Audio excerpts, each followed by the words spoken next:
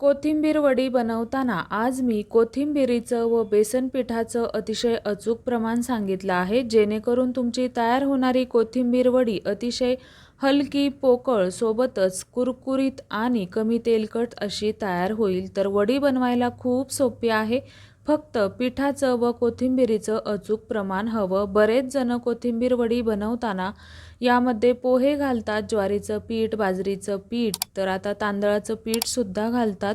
तर आज आपण तसं न करता फक्त बेसन पीठ वापरून अतिशय टेस्टी अशी कोथिंबीर वडी बनवणार आहोत। तर स्वागत आहे तुमचं कुकिंग टाइम मराठीमध्ये। तर आज आपण कोथिंबीर वडी बनवणार आहोत। त्यासाठी इथं मी कोथिंबीर सगळ्यात अगोदर स्वच्छ धुवून निवडून घेतलेली आहे व नंतर बारीक आपल्याला चिरून घ्यायची आहे। कोथिंबीर थोडीशी सुकल्यानंतरच आपल्याला चिरून घ्यायची आहे। आता सगळ्यात अगोदर ही कोथिंबीर आपल्याला एका वाटीने मोजून घ्यायची आहे। तुम्ही इथं कुठलीही एक वाटी सेट करू शकता। तर कोथिंबीर भरताना व्हिडिओमध्ये दाखवल्याप्रमाणेच तुम्हाला भरून घ्यायची आहे, म्हणजेच अगदी हलक्या हाताने न भरता चांगली दाब देऊन आपल्याला वाटीमध्ये कोथिंबीर भरून घ्यायची आहे।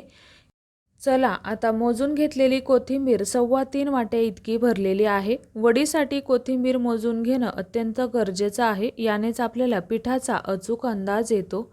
आता यानंतर वडीसाठी आपण वाटण पाहणार आहोत। तर त्यासाठी इथं मी 12 ते 15 हिरव्या मिरच्या घेतलेल्या आहेत। 15 ते 20 आपल्याला लसणाच्या पाकळ्या घ्यायच्या आहेत। एक मोठा चमचा जिरं घ्यायचं आहे।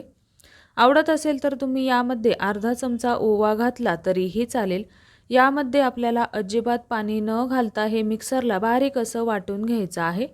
यानंतर मोजून घेतलेल्या कोथिंबीरीमध्ये आपल्याला चवीनुसार मीठ घालायचं आहे। तर इथं मी पोहे खायचे छोटे चमचे 2 चमचे इतकं मीठ घातलं। यानंतर 2 मोठे चमचे आपल्याला तीळ घ्यायचे आहेत व आता यातले थोडेसे तीळ आपल्याला साईडला ठेवायचे आहेत। वडीवरून आपण भुरभुरून घेणार आहोत। यानंतर 1 टेबलस्पून इतकी धना पावडर, अर्धा टेबलस्पून हळद, पाव टेबलस्पून इतकी हिंग पावडर आपल्याला यामध्ये घालायची आहे।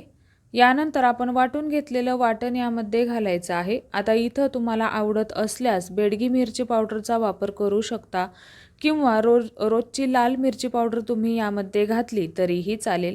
बरेच जण या कोथिंबीर वडीमध्ये गरम मसाला सुद्धा वापरतात, गरम मसाला वापरला तरीही चालेल।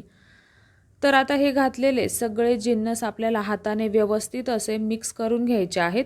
यामध्ये आपण मीठ सुद्धा घातलेलं आहे, याने या कोथिंबीरीला व्यवस्थित असं पाणी सुटेल। कोथिंबीर वडी बनवताना आज आपण पाण्याचा अजिबात वापर करणार नाही। तर आता ज्या वाटीने आपण कोथिंबीर मोजून घेतली त्याच वाटीने सुरुवातीला आपल्याला 1.5 वाटी इतकं बेसन पीठ घ्यायचं आहे। नंतर खूप गरज लागलीच तर आपण बेसन पीठ वापरणार आहोत। 3.25 वाट्या इतकी कोथिंबीर होती त्यासाठी इथं मी 1.25 वाट्या इतकं बेसन पीठ वापरलेलं आहे। तर हे अचूक प्रमाण आहे। जर का तुमची 3 वाटे इतकी कोथिंबीर भरली तर तुम्ही 1.5 वाटी बेसन पीठ वापरलं तरीही चालेल किंवा 1.25 वाट्या बेसन पीठ वापरलं तरीही चालेल। हे अतिशय अचूक असं प्रमाण आहे।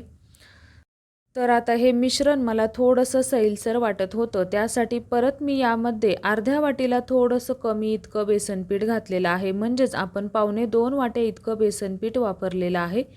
बेसन पीठ घेत असताना मी चाळून वगैरे घेतलेलं नाही, पॅकेटचं बेसन पीठ घेतलेलं आहे। तुम्ही जर का बेसन पीठ चाळून घेणार असाल तर वाटी भरत असताना अगदी हलक्या हाताने दाब देऊन तुम्हाला भरून घ्यायचे आहे। आता या मिश्रणावरती आपल्याला थोडंसं तेल घालायचं आहे, जेणेकरून हे हाताला चिकटणार नाही। तेल घातल्यानंतर आता हे आपल्याला वाफवायला ठेवायचं आहे। तर इथं मी वड्याची चाळण घेतलेली आहे, याला व्यवस्थित चहूबाजूने आपल्याला तेल लावून घ्यायचं आहे।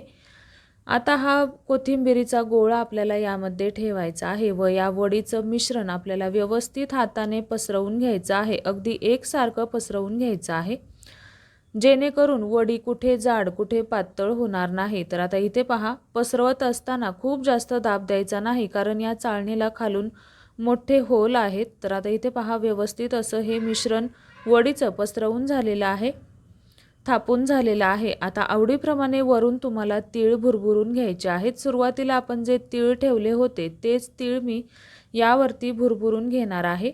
तीळ घातल्यामुळे वडी खूप खमंग कुरकुरीत अशी खाताना लागते।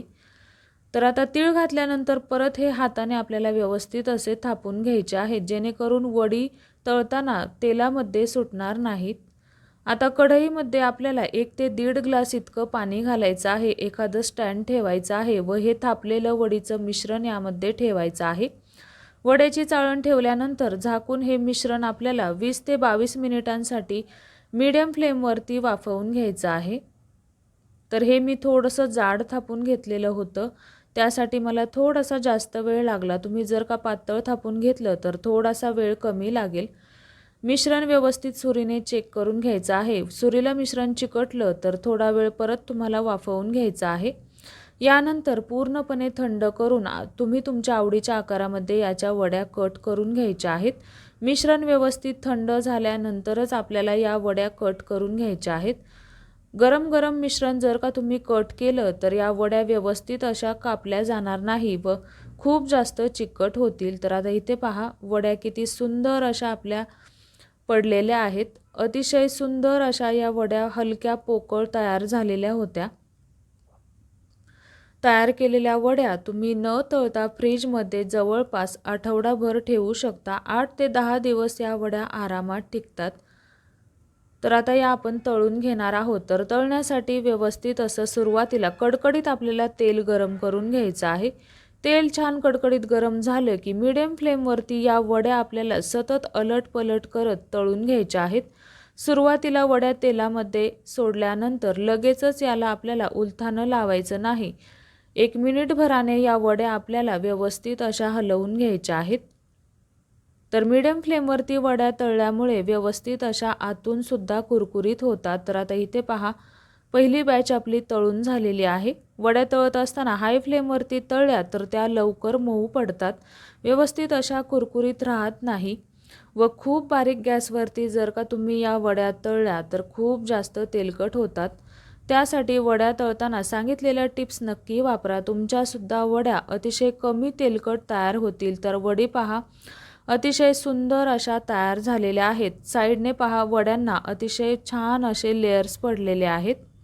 आतून सुद्धा वडी अतिशय हलकी पोकळ अशी तयार झालेली आहे. तर कशी वाटली तुम्हाला आजची रेसिपी? आवडली असेल तर रेसिपीला एक लाईक जरूर करा व चॅनलवरती जर का तुम्ही नवीन असाल तर चॅनलला नक्की सबस्क्राईब करा. रेसिपी पाहिल्याबद्दल धन्यवाद.